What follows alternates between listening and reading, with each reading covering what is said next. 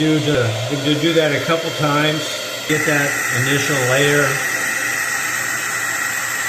over the top of the hairs, and I'll put some behind.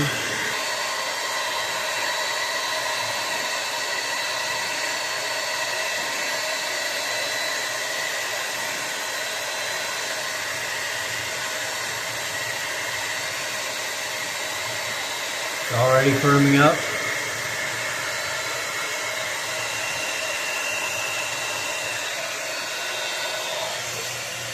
We'll also run a comb through that.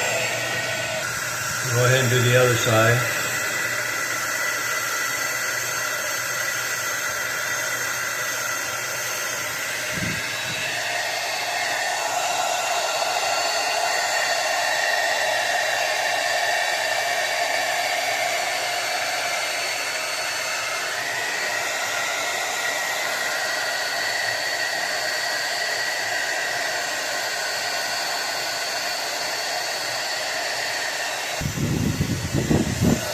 Okay, let's run a comb through that.